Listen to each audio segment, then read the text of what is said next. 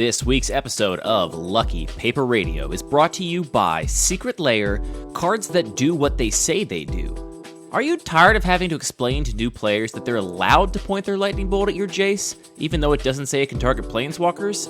And then a few turns later, it's so awkward when they try and do the same thing with Flame Slash. What about a couple of years from now, when the next generation of players has never even heard the phrase converted mana cost, now that the new term is mana value? Don't worry. Secret Lair, cards that do what they say they do, SLCTDWTSTD for short, is here to save the day. The latest drop contains 1,371 cards printed for the first time with updated, correct rules text, including all 691 cards affected by the Planeswalker Damage Redirection rules change, and every one of the 513 cards that reference converted mana cost. For just $7,834.99 for the regular edition, or $9,792.99 for the premium foil edition, you too can play with Magic cards that do what they say they do.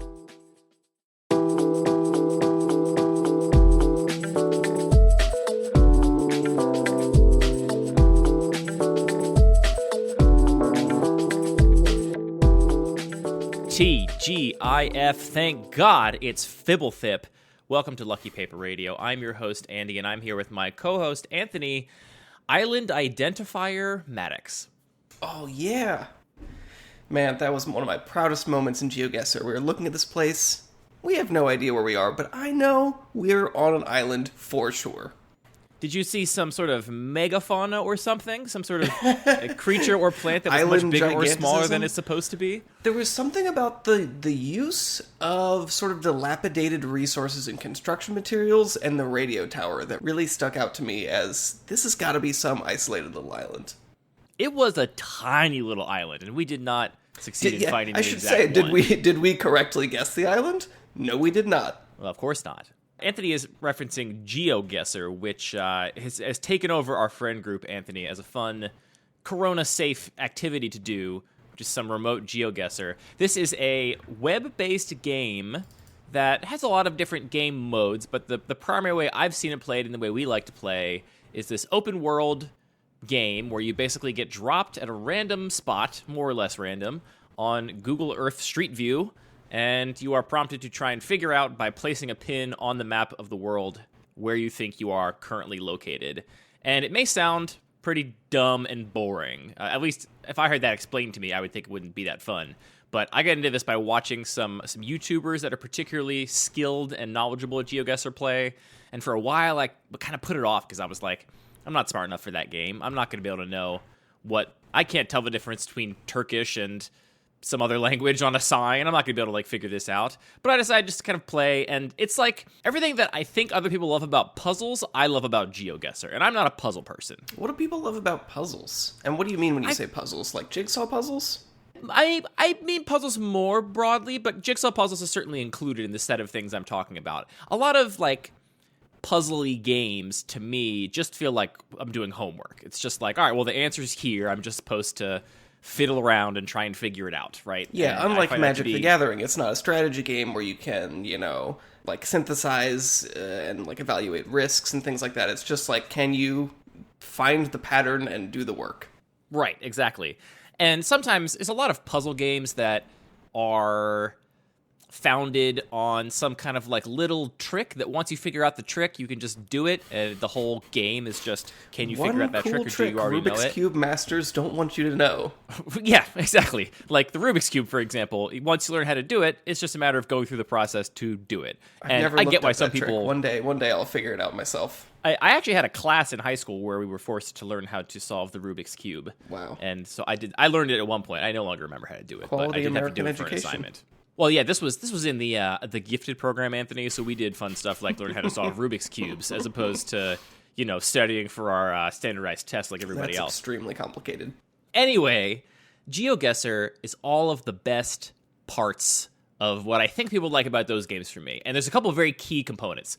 One key component is that you can't figure out every single one of them. Nobody is smart enough to figure out any given clue. Some of them are just, here's a dirt road in the middle of some dirt, and this dirt could be pretty much anywhere, and the sun is dead east in the sky, so you have no idea if you're even northern or southern hemisphere. Like, sometimes there are just so few clues it's impossible to figure out. And so a lot of the fun is this one that we can actually solve if we work really hard to figure it out?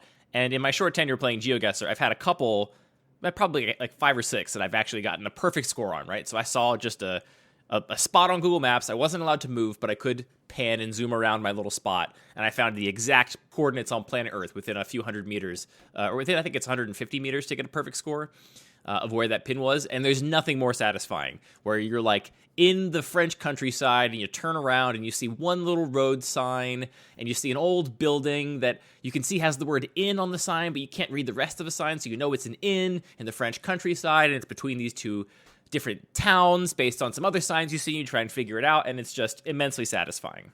Right, so sometimes you're just in a desert and you're like, well, we're in a desert that narrows it down to these 12 huge chunks of the world. There's a cactus, so we're pretty sure we're in North America. Let's just, like, drop a pin somewhere on this half of the continent and see where we end up. But sometimes it's like, yeah, you do see that sign and you're like, okay, well, we know the language. That narrows it down to a few countries. And then we know, like, we see a certain type of agriculture or a certain, like, shape of street signs. And yeah, when you get that first perfect guess, you literally find the intersection that the photo was taken. It's really, really satisfying. It's the most satisfying thing. I remember that one we did where we found that exact on-ramp to a very small highway in like southern Turkey that we spent probably 20 minutes on, but we did eventually find the exact on-ramp with all those weird signs around that it was like in Turkey, but there was this Spanish-themed resort-ish kind of vacation destination that they had a sign for somewhat nearby, and it was very tricky to figure out. But yeah, once you figure it out and you're like, oh, I think it's this exact on-ramp, it's the best feeling in the world. And that one really came down to just like, we are trying to figure out what is the shape of the highway that's coming down to an ocean or some kind of like large body of water, and narrowing it down to like, imagine you're there. What do you think that this particular highway is going to look like? Also, I learned I don't know what the Turkish language looks like very well. Yes, you and I definitely had a few moments where like, no idea what this language is, but turned out it was Turkish, and we could not recognize it. The game will make me feel like a stupid, untraveled Westerner pretty often, where I'm like, oh, easily. You're like, which particular part of Texas is this? And then it's like, oh, you're in New Zealand, my friend. Or, this is either, South America or the Philippines. And it's like, and the fact that I can't figure out which really is tough one. is a big problem. Vegetation looks so similar. At least it does to my untrained eyes. Here's the other thing I love about that game.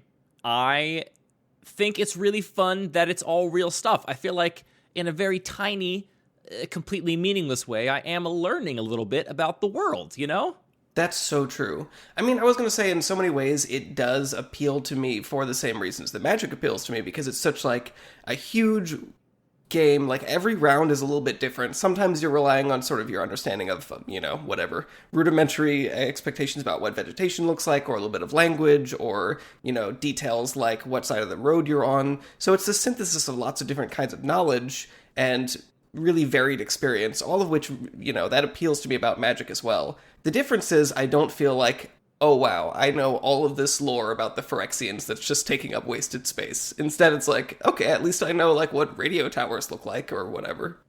Right. You, for example, are the kind of person that knows there are no cactuses outside of North America pretty much, which is not a thing I would have ever known, but you have some cactus knowledge. Except Portugal is overrun with prickly pears, but they're not native. Oh, it's an invasive cactus in Portugal? I don't know if they're invasive or just very comfortable.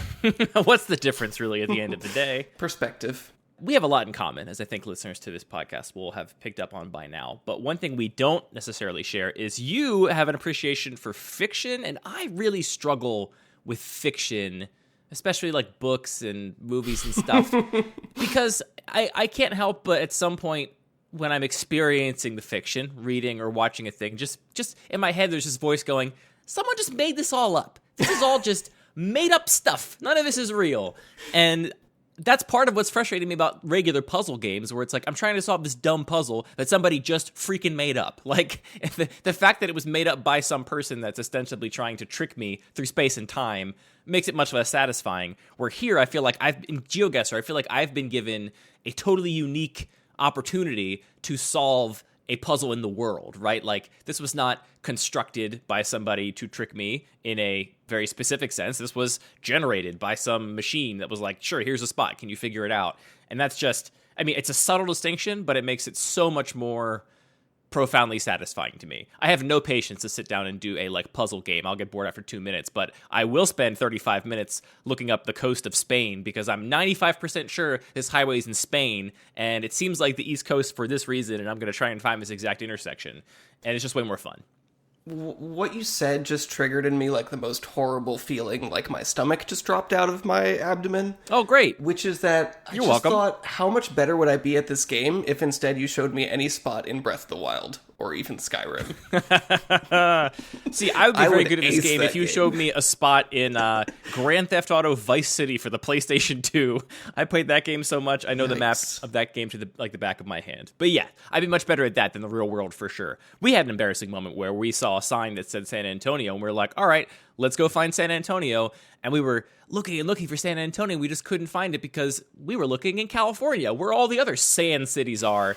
And then about 90 seconds later, we're like, wait a minute, pretty sure it's San Antonio, Texas. Let's go down there and figure that out. I mean, that wasn't the worst part about it. That was not the worst part of that particular clue, because that location that contained the San Antonio Mexican restaurant was actually located in Washington State, which I don't think was particularly fair, but that did happen to us.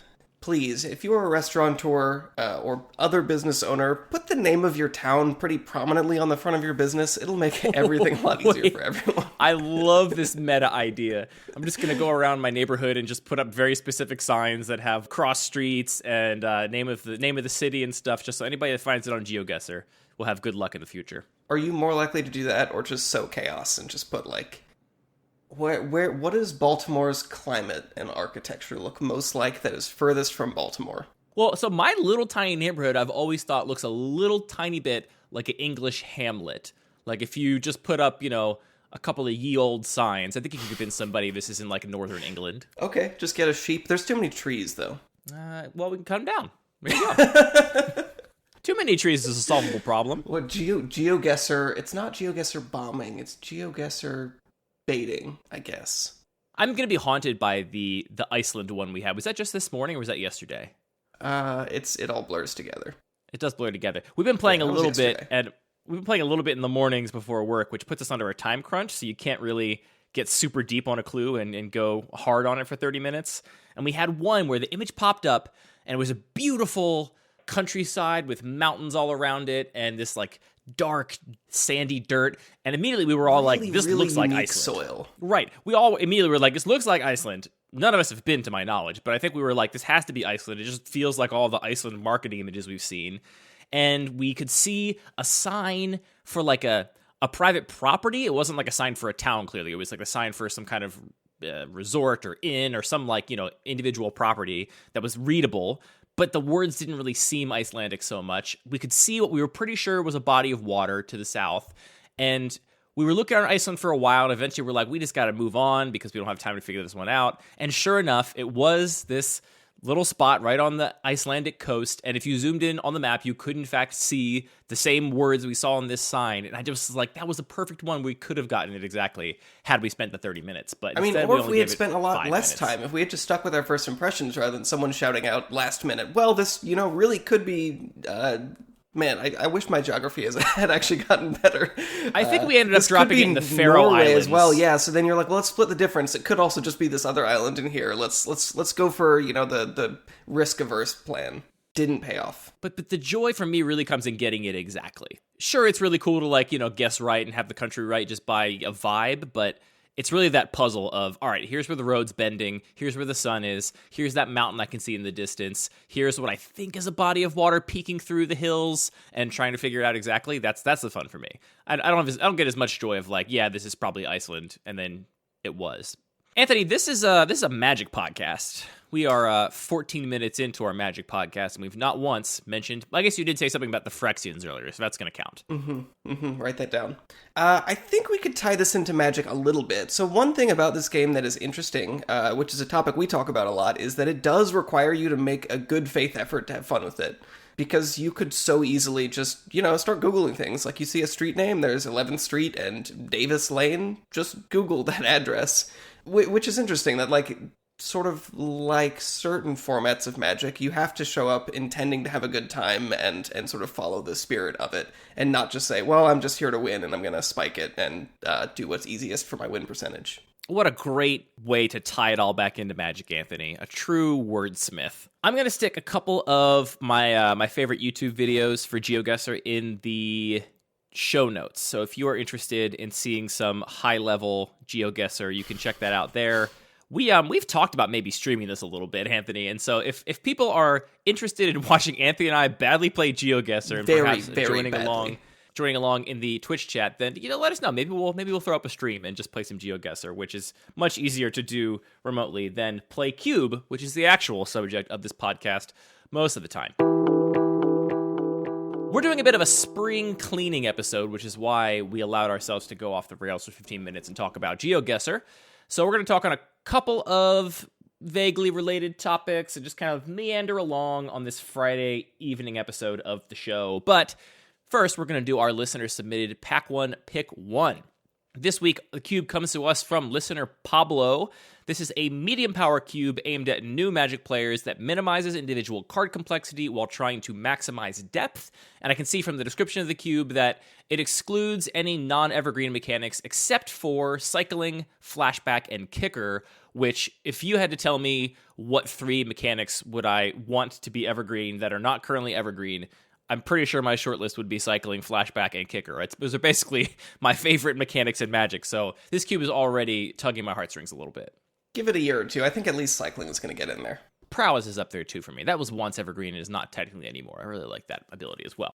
I will read the pack, and then we will cut to Anthony, who will tell us what cards he's looking at for his Pack 1 Pick 1. The pack is Stomping Ground, Seasoned Hallowblade, Leonin Warleader, Pelt Collector, Thriving Bluff, Blade Splicer, Wilt, Soul Herder, Silent Clearing, Soul Manipulation, Reassembling Skeleton, Perilous Mirror, Lingering Souls, Kitesail Freebooter, and Conclave Mentor. What are you looking at, Anthony? I love so many of these cards. That's not what I asked. I said, what are you looking at? I think what the safe pick here is Thriving Bluff. And we've talked about this a little bit, how I sort of had this realization as soon as they printed Shimmerdrift Veil, which is the sort of like Evolving Wilds variant. It enters the battlefield, you choose a color, and then it taps for that color. That as soon as I saw that, I was like, oh wait, the Thriving Bluff cards are all just that with bonus. So it doesn't have to be a red X card. It's just an any color card that if I happen to be playing red also is a dual land, so it's even better. So right. I think I want to jam Thriving Bluff in your blue-white deck because it's either a blue or a white source, so the fact that it's never both is fine. And this looks like it's a little bit of a slower format. I'm going to be happy with the tap land, but still definitely want fixing. So I think that's the safe and correct pick. Soul Herder also really stands out as probably the most powerful card here with the biggest upside. And then I also really like Leonin Warleader. I know that's probably the wrong choice, but as a person who loves to play Hero of Bladehold and hope my opponent doesn't have removal, it really tugs at my heartstrings. I don't think it's a wrong choice at all. Wow. I will push back a little bit on what makes you, from looking at this pack, say that this cube seems a little slow. Because I'm looking at this pack and I see exactly one card over 3 CMC and lots of efficient, aggressively costed creatures. Why do you assume this is going to be a slower environment?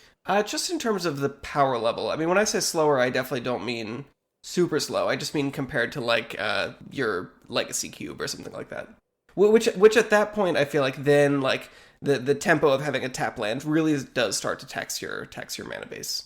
Well, it's funny. I'm not actually sure that the like speed of an aggro deck necessarily has to fall off when you decrease in power level by very much at all. Like I think of all of the kinds of decks that aggro probably suffers the least once you start excluding non-evergreen mechanics or you start excluding super complicated cards because I mean, aggro, all it really needs is a bunch of, 1 mana 2/1s or, it's really cheap interaction and stuff, which is not necessarily complicated. So I would say this list, if anything, looks a little bit fast to me from this pack, just from looking at Seasoned Hallowblade, Kitesail Freebooter, Conclave Mentor, Lingering Souls, Perilous Mirror, Blade Splicer, Pelt Collector. Those are all very efficient bodies. Yeah, that's fair. So the first card that jumps out to me from this pack is just Blade Splicer in terms of raw power level.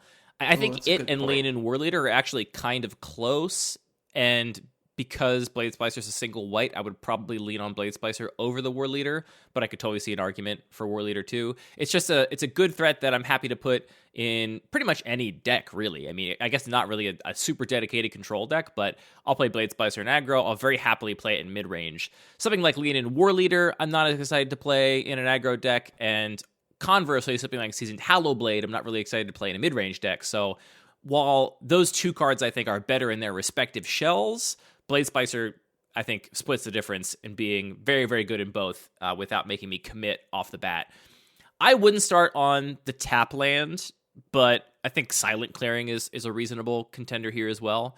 A hybrid land, we've talked about how the Horizon cycle of lands, the ones that can tap for one of two colors of mana while doing damage to you, or pay one and tap and sacrifice it to draw a card. Those lands, you don't have to be in black-white to play Silent Clearing, right? Right, yeah. You can be in any black or white deck and happily play that card. So that to me feels pretty open, and if it ends up being a fast environment, certainly a card I'd much rather have than a thriving land.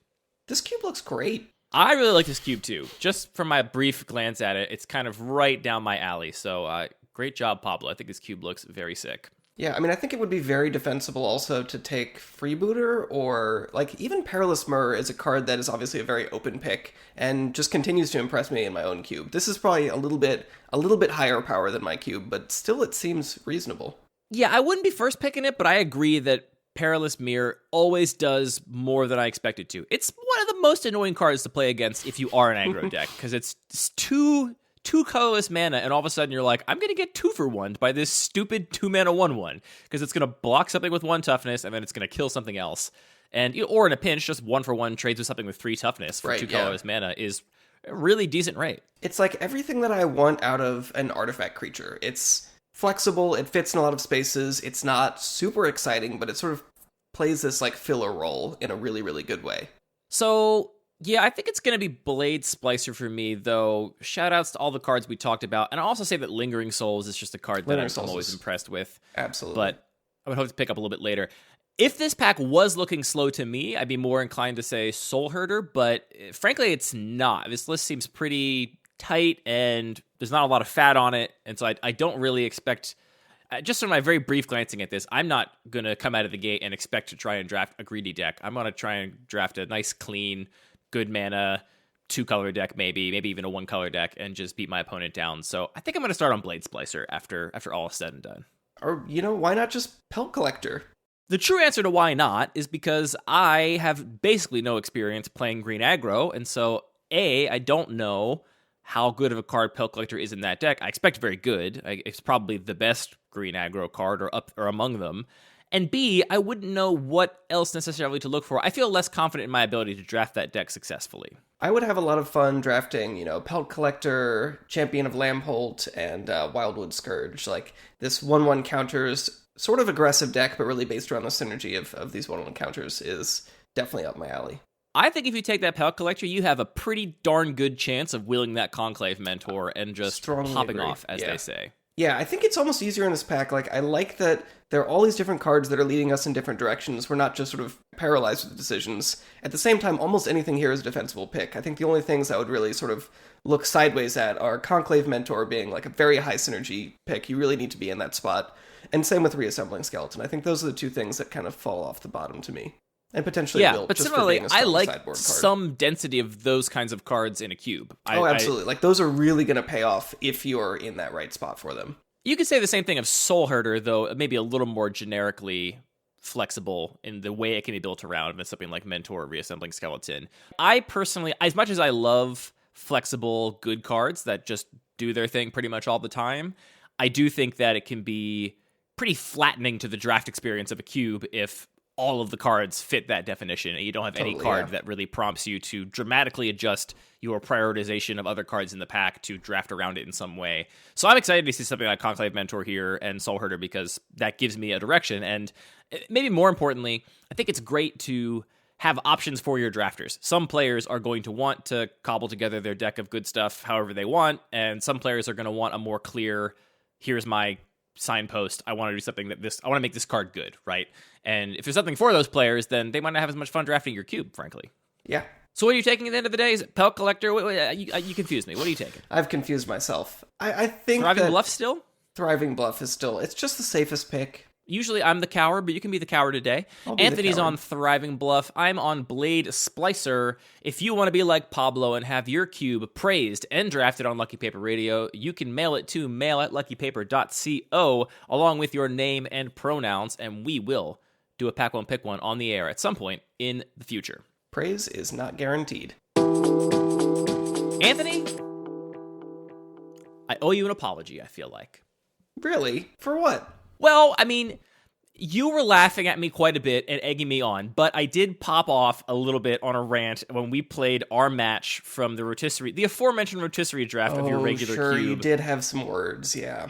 I did say multiple times how much I hated my deck. I hate my deck. It's so right. awful. Well, I think I appreciate your apology, but I didn't feel like that was a criticism of me or the cube that I had designed. I felt like your mistake was entirely your own, and you would come around to realize it. Great. I am glad. Now that I've realized my mistake, can you explain it back to me? Because, you know, I've played all but one of my rotisserie matches. One of our players has been a little bit hard to get in touch with, but I am thus far 2-4.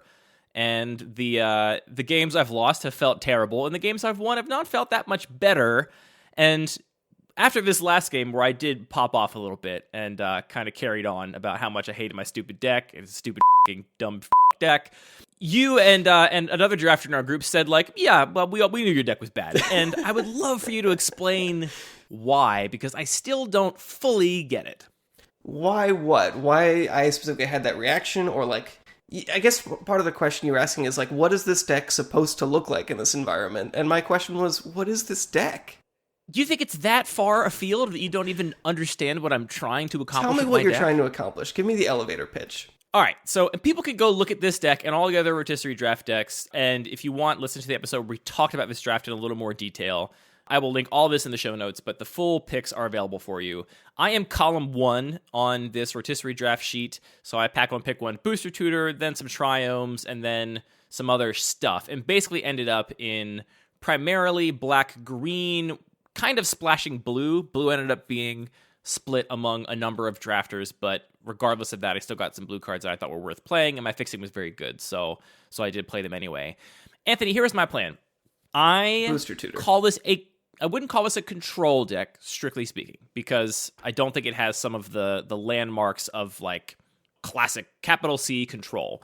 But what I was going for is I expect games in your cube to be decided by synergies and card value for the most part. So I drafted with a perspective of I want to pick up a lot of 2-for-1s. I want to pick up things that will give me card advantage in the long game, so I can win long games. I want to pick up little interactions that, if uninterrupted, will generate me a bunch of value. One example of this is I got both Murderous Redcap and Soul Diviner.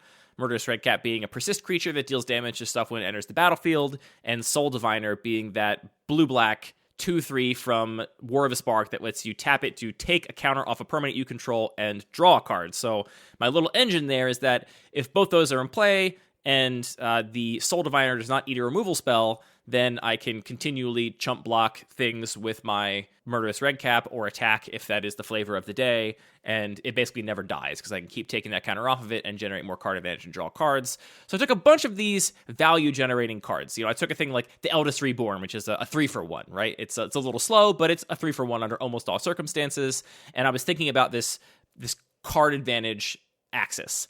I ended up with a couple of board wipey things. So I have Find Finality, which is the split card in Golgari, which is mostly being played for the finality side, which is 4 black-green to put 2 +1/+1 counters on a creature you control, and then give all creatures -4/-4 till end of turn, which under most circumstances is a board wipe that lets you have one of your big creatures survive, which is pretty cool. I ended up with Drown in Sorrow, which has been all right in my games. That's a black sorcery that gives all creatures -2/-2 till end of turn, and you get a scry 1. So I took some of those cards because I didn't want to lose to the occasional speedy draw from an aggro deck, which is possible in your environment. I also took a bunch of cheap creatures, so I have cheap 1/3s and 2/3s and stuff just to kind of block and trade off. And I took removal pretty highly. I have quite a few removal spells, a couple counter spells, and my goal was basically to kind of control the game, generate a bunch of card advantage with these engines, and just raw 2-for-1s and 3-for-1s that I drafted, and then finish the game with a big Archfiend of Ifnir, with hard casting things like Krosan Tusker and Greater Sandworm, with generating a bunch of value with Squirrel Nest or a Sylvan Advocate that becomes a 4/5 with Vigilance, or even beating down with Manlands was one of the things I was considering doing. I have quite a few Manlands in my deck too, so that's what I was going for. My deck, as I mentioned on the last podcast where we talked about it, was very modal. My goal was to always be able to do something relevant with my cards and not ever be stuck with something dead in my hand. So I've got a lot of cycling. I've got cards I can use in different ways, which I thought was valuable.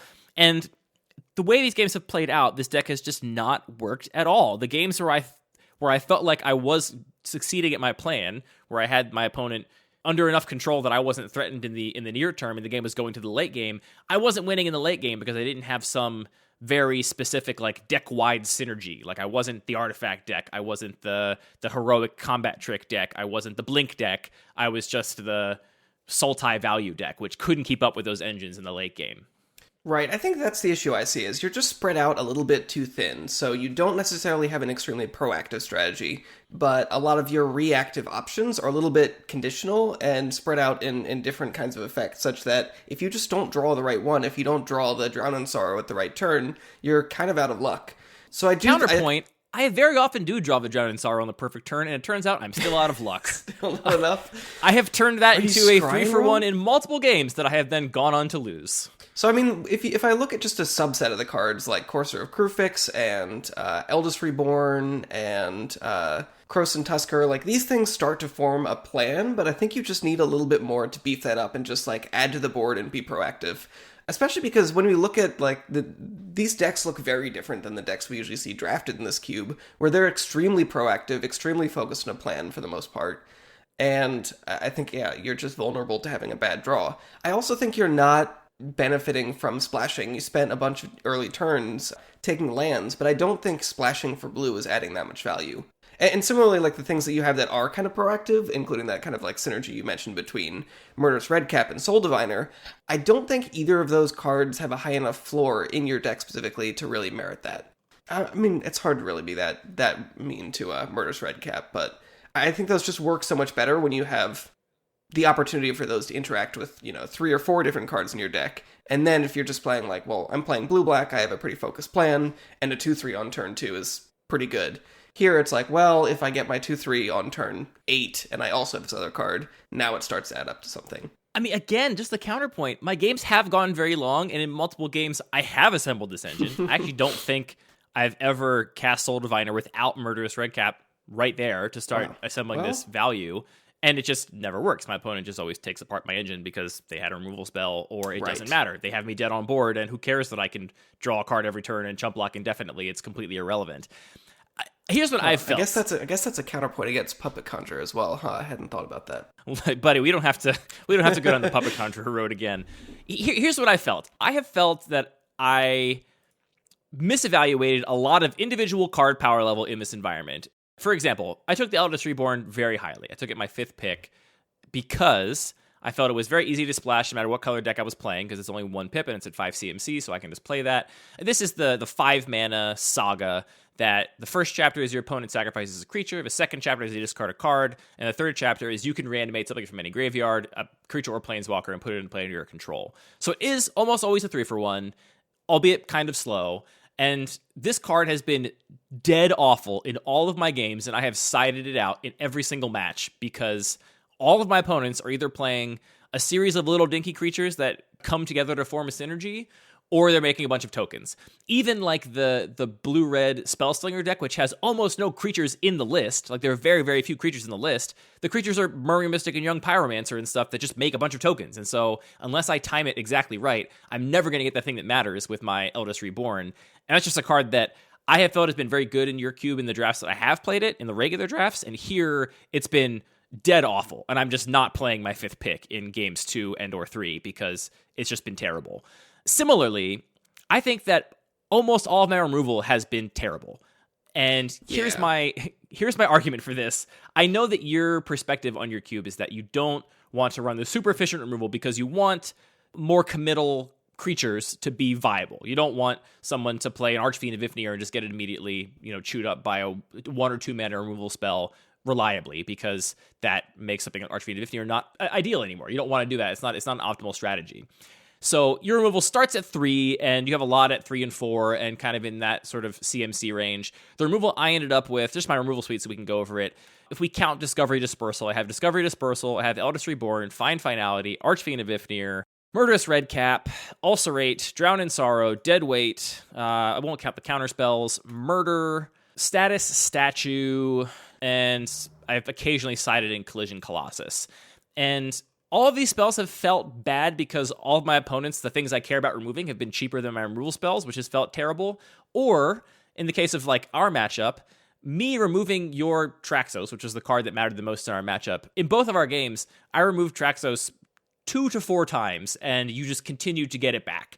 And you had all of these cards in your deck that were designed to rebuy artifacts out of your graveyard, which is what your deck was designed to do. And I felt like every time I used a removal spell, it was making your deck better because I was turning on these recursion cards in your hand. But I had no option but to do that. And all your recursion cards are much cheaper than I spend 4 mana to status your Traxos, and you cast Macabre Waltz and get it back for 2 mana. And I spend 3 mana to murder it, and you play Mirror Retriever and then sacrifice it to Sigh, and you draw some cards, and for only 2 mana, get it back again. And it just, all the removal has felt really bad. And so I feel like what I'm learning out of this environment is that I should not be prioritizing removal. I should just be prioritizing my linear synergistic strategy and trying to make it better than my opponents, because those are the decks that are running over me. The decks that barely care about what I'm doing and are just doing their strategy as big and as consistently as they can. I totally agree with, your impression about the removal is something I've observed as well. I think I'm really curious how much of that is different because of the rotisserie draft, and like you said, everybody's decks are much lower to the ground than we've seen in a normal draft. And again, this is a larger than 360 cube, so these decks are just like better, even like taking out all the other complications of how a normal draft works. These decks are just going to be a little bit more powerful. Because we just didn't draft the 100 cards that we thought were the worst or the least appealing for our decks, whereas when you sit down to draft at a table with 8 people, you're taking a random selection of 360, which will include presumably a big chunk of those cards. Right. And a lot of people are just able to jump into those really synergistic strategies, which might be much riskier to go into in a normal draft as well. So, you mentioned Young Pyromancer and the Oketra's Monument combo, these kinds of effects that I agree the removal has felt a lot worse. I don't feel like, I wouldn't characterize it as being bad or unnecessary. Like, I feel like I do still need that one removal spell to kill the Murmuring Mystic to actually stay in the game. But I'm curious, both how much that is just a difference between rotisserie draft versus a booster draft, and also how much maybe this just is giving people a different perspective on this particular environment, and I'm curious if that difference will carry over into the next draft. Yeah, I'm really curious to know what happens when we do the next regular draft with the same group of people, because my perspective on the environment has changed a lot over this experience and just getting trounced repeatedly by basically everybody in the pod, which has been a feel bad. I guess what it comes down to is, like, if you look at my removal, I either have things that can't remove Murmuring Mystic, like Ulcerate, Drown in Sorrow, Deadweight, Eldest Reborn, can't remove it, Murderous Redcap. None of those things actually deal with Murmuring Mystic. Or I have Murder, Status Statue, and I guess Dispersal, kind of, which do deal with it, but what I'm doing is I'm playing an expensive removal spell for the hopes that I get to trade even on mana with my opponent for the really important threat at the right moment, right? They play their Murmuring Mystic on curve. I have the removal spell immediately before they make a bunch of birds. Then it's an okay trade. Then I'm like even, right? And for that cost, I'm playing a 4-mana removal spell in my deck that in most of my games is just either rotted in my hand or I had to use it on something much more mana efficient and cheaper because I was just going to die to some little dinky creature, and the only removal I had was this 4-mana statue or something. And I think that cost is very significant. I think one thing that people don't often talk about is the cost of playing a reactive deck, right? If you're playing a proactive deck, you just want to curve out, right? You want to play your proactive cards, whatever they may be, as quickly as possible. And what your opponent is doing is not as relevant to the relevance of your cards, right? Like, you can goldfish a proactive aggro deck and kind of figure out, like, yeah, by turn 3 or 4, I can do roughly this much damage, assuming I have one removal spell or one blocker. Can I clear it? Can I not? Whereas if you're playing a deck full of counter spells and removal spells, your cards don't work unless your opponent does certain things. And having these expensive and conditional removal spells has mostly been a liability for me in these matchups. And again, this could be the nuance of the specific rotisserie draft. It might not carry over to regular drafts, but that is definitely how I felt. I felt like I overvalued removal, and that was one of my biggest mistakes. I took removal fairly highly, used a lot of picks on it, and it's all been pretty awful for me.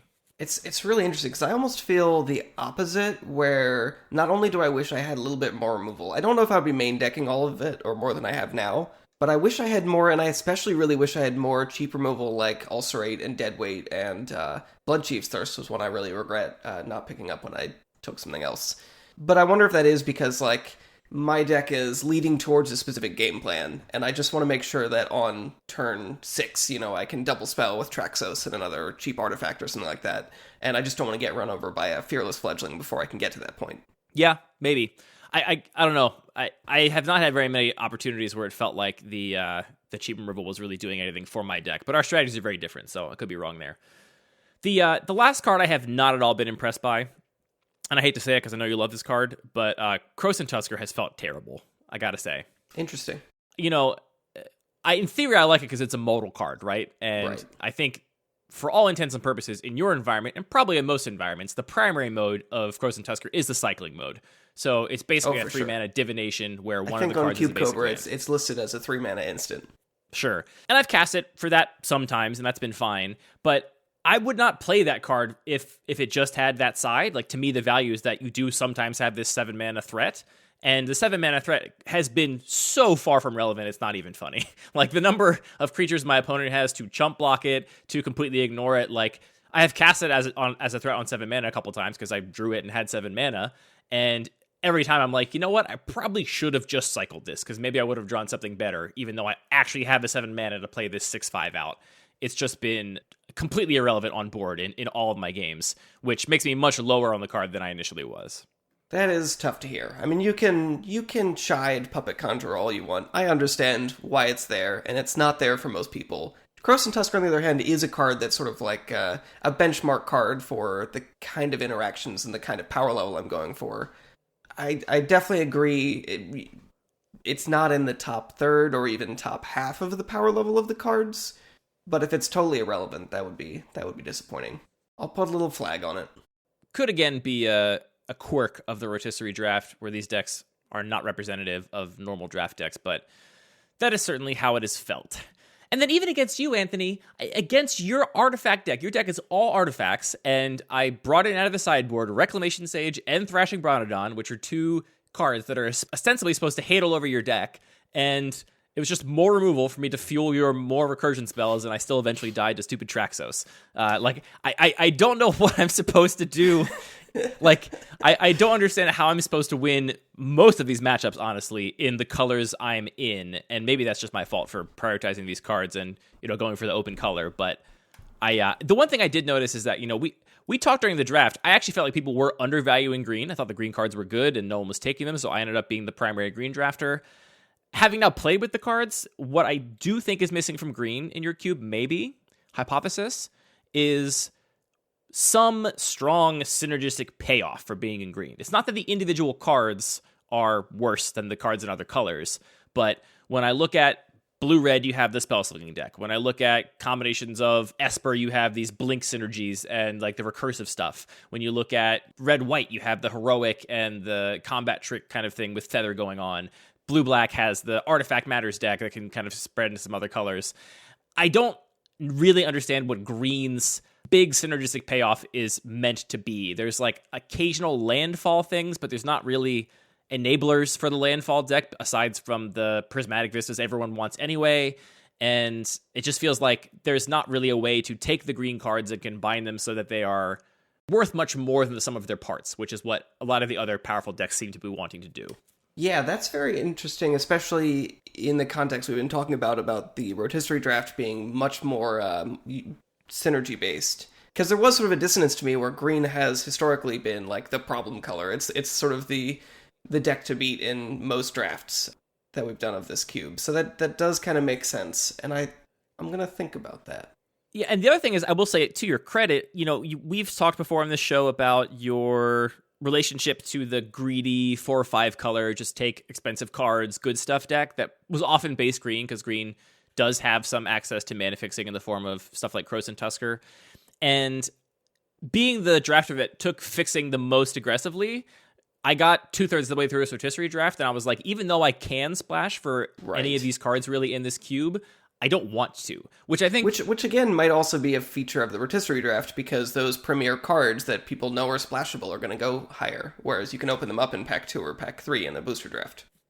That's totally true, because, if I had opened a Kess or, something like that, I certainly would have just splashed it happily, but I didn't, because all those high synergy build-arounds were taken aggressively, which is maybe just a factor of the draft I didn't think about. Maybe in my seat in a rotisserie draft, I shouldn't have been planning to be the greedier multicolor deck that would soak up all of the leftover good stuff, because there was no good stuff left to soak up.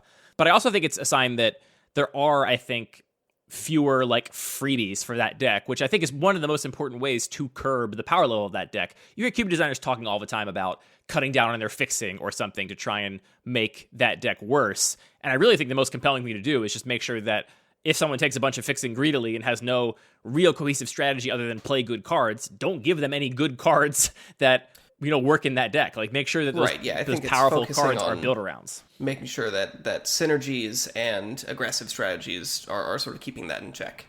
Anyway, I just wanted to put a bow on that a little bit and say sorry for all the horrible things I said about my deck I drafted. I will say, this is not an excuse, but I get a lot more salty playing remotely digitally than I do in paper, because, the physical experience of playing on a computer sucks. It's awful. And so as a baseline, I'm just a little less happy than I normally am.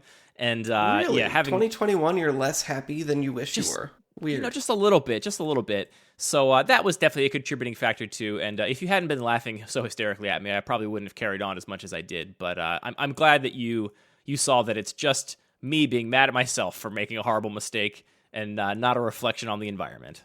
I will say, just like, to cap this off, well, maybe even before we cap this off, can we talk really briefly about Mortarpod? Yes, we can. Mortarpod has crushed me and everyone else. I guess more broadly, it was really exciting to see a lot of cards that I almost never see end up in people's decks. People took pretty early and played them, and they are not traps, and they are working very well. That's been one of the most satisfying aspects of this whole draft experience. And Mortarpod is really among them, where I'm like, I like this card, it sort of fits a specific role, but it's kind of marginal, and to see it just, like, take over games is a lot of fun. I do think that reach is valuable in this environment. Definitely, most of the games I thought that reach is valuable, and even though Mortarpod is kind of below rate for reach in an abstract sense, it is a very low cost of inclusion. Like, the card does something in pretty much any deck on pretty much any board. It's never like totally dead. It's also a cheap card. It does trigger your artifact matter synergies and stuff. And the fact that it then can be converted into a inevitability engine, I do think I think it makes it very playable here. And I agree. I was impressed by it when I lost to it. Every player has lost to the player with Mortarpod. I don't know how much Mortarpod has been responsible for it, but while we're doing a little recap here, are you concerned about the player that is 6-0, only losing a single game, and still has that one match left to play against our ghost drafter? Or do you think that outcome is well within the range of acceptable outcomes for you? I mean, it's a little bit extreme, but are you surprised by it? A little bit, honestly. I'm a little surprised that this person has dropped a single game out of 13. That is, I mean, going 6-0 is one thing, but only losing a single game is pretty dramatic, I would say. I mean, what can you say? Mortarpod's pretty good. And here's the thing. I will suggest that I think our listeners, by looking... Oh, we just said it's the Mortarpod drafter. Damn, I was going to say we could have them look at the list, and they know my deck and they know your deck, but of the 6 remaining decks, I wonder if people will be able to guess which deck was currently 6-0. I think people would not be able to figure it out. If you're a listener, which chances are you are... hey, if you're listening to this, guess what? You're a listener. That's the rule, baby. We can do logic. Show one of your friends who plays Magic and get them to evaluate what they think is the records for each deck. And then also tell them to listen to the podcast. I did this once on Reddit with a normal draft of my own cube. I posted all the lists and just said, hey, fun game. That's a good idea. Fun game. Just everybody, guess what you think the records are of this pod. And whoever gets closest or gets it right, I'll send you some cards in the mail. And I got a few dozen guesses. And nobody was super close, honestly. And importantly, in that particular draft, there was a Esper control deck that 0-3'd. It was the 0-3 deck. And tons of players thought it was either 3-0 or 2-1. Most of the people guessing thought that was one of the best decks, and it turned out to have 0-3'd in the draft itself, which, speaks to both just variance, like a deck can look very good, but then play out not so great, but also I think it speaks to just, I think some people over-evaluate specific cards, and they see a deck that has Snapcaster Mage and Jason, and they're like, this deck's full of great cards, it must be really good, but actually I think that deck was missing some core structural pieces that didn't make it come together completely. It's hard to see what's not there. Right, exactly. It's hard to see what's not there and see the whole picture. And people just saw really good blue cards and were like, this must be a great deck. And it actually was missing some pieces. So maybe, I'll post this on the Reddit absent the podcast. So if you're listening to this, don't comment on the Reddit and say which deck 6-0'd, but we'll post it there and see if people can guess. I'm curious to know. So how I would cap it off is to say, again, when we went into this, I was a little bit apprehensive because Rotisserie Draft especially is so often presented as an exciting opportunity to play the most powerful cards in Magic history and be first picking a Black Lotus every time. And this is not that, but it was very much a different thing. Drafting this lower power, more synergy driven cube actually had a ton of dynamic picks that lasted much, much later in the draft than I expected, where people were still fighting over these sort of overlapping effects. So I would say do a Rotisserie Draft. Yeah, we said that last time, but I will reiterate it. It's been so fun. You made that great template. Highly recommend rotisserie drafting your cube with your friends, be they local or remote.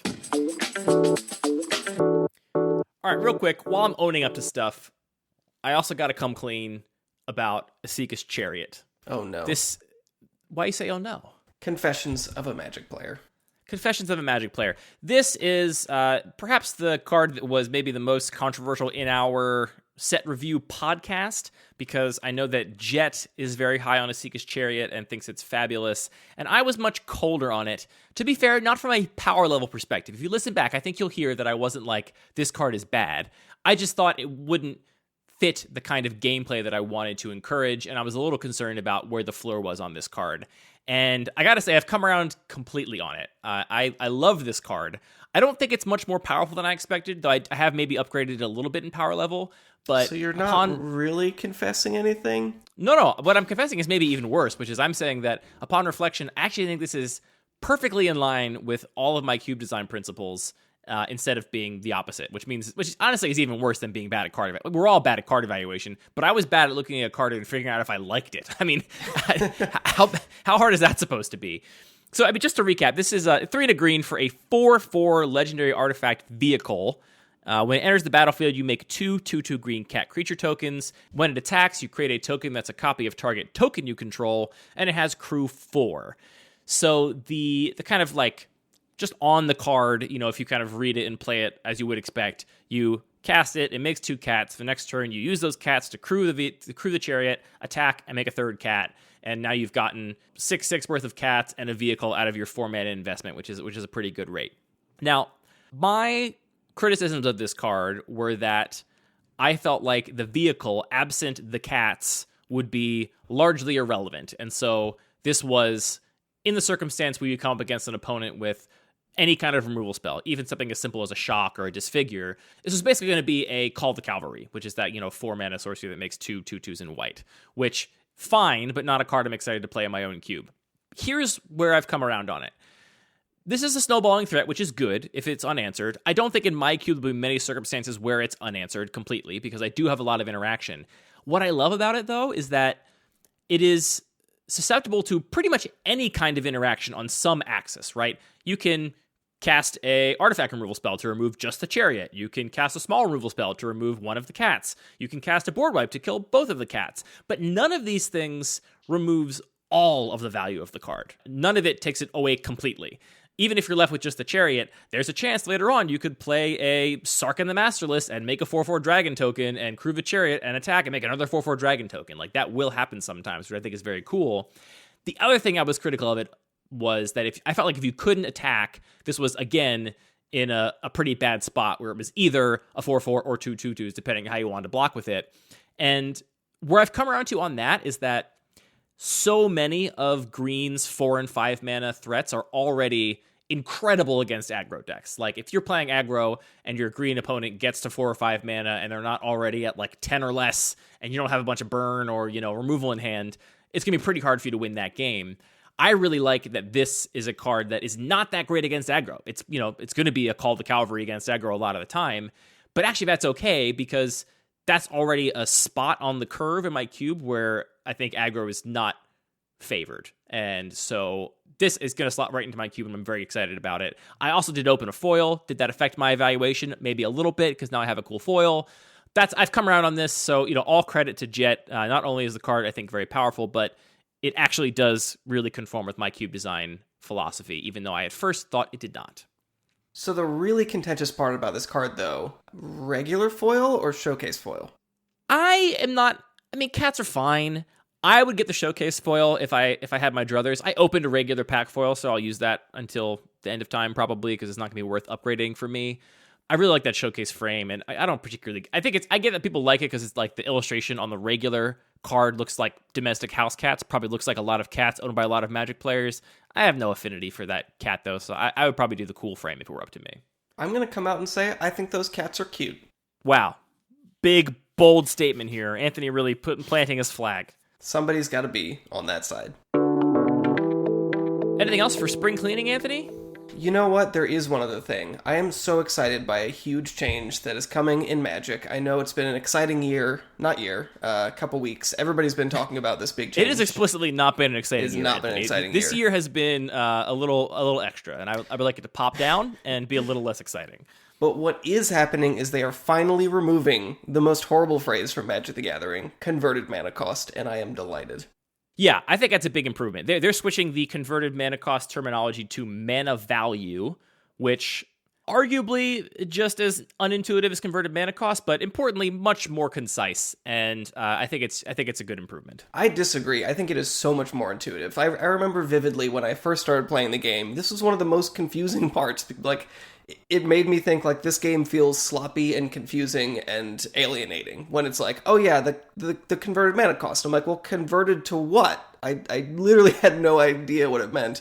And if you put two cards in front of me and said, which one of these has mana value of 3, sure, it's a little bit vague, but I could suss out what mana value means pretty damn quickly. And converted mana cost is even worse because it just gets abbreviated to CMC everywhere, so even the word mana doesn't even get mentioned. I think this is a great change. I think it is bold and effective. I am excited to do a little find replace on all of our articles on our website and just replace always instances of converted mana cost with mana value. That'll be very satisfying. Now we just need one more thing from Wizards of the Coast to reprint every card that says converted mana cost in it that I want to put in my cube. They can do it while they're also reprinting every single burn spell that could target players before 2018 or whenever they changed the Planeswalker damage redirection rule. I think this is a reasonable ask. Just make the cube format that has all of these.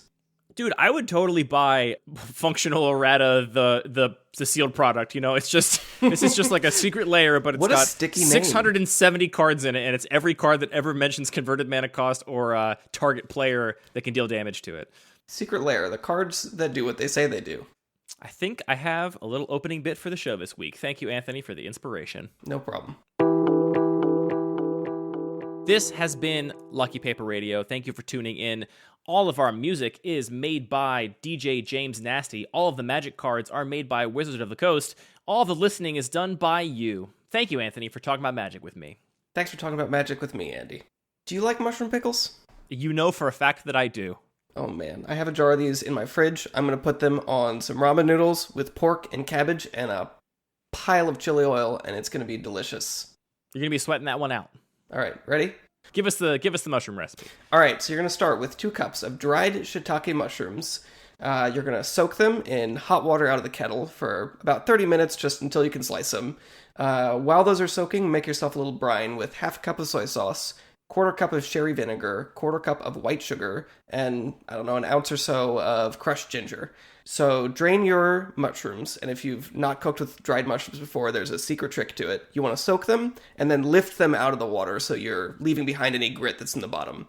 Yeah, because it'll sink to the bottom. If you pour it out, then you're just going to pour all that grit all over your mushrooms again. Exactly.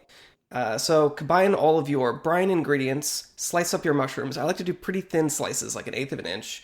Add them, simmer for about 30 minutes, and then after that, discard the ginger, put it in a jar. Did I say put also a cup of the soaking liquid in with the brine so you get all that extra mushroom flavor? And then just pack it in a jar, save it for a couple days, couple months. I will not tell you the longest that I've forgotten a jar of these in the back of my fridge, and I survived eating them, but they're also good right away. The last thing I like to do if I'm feeling a little bit spicy is I really like it with a little bit of white pepper. So if you're into white pepper, try that. And you should be into white pepper. It's good stuff. It's contentious. Some people really don't like it. Wait, really? I've never met somebody that really doesn't like it. Oh yeah, there's a big anti-white pepper contingent. It has this it's like a cilantro funky thing? layer. It's worse than cilantro to some people, but I love it. I actually really love that funk.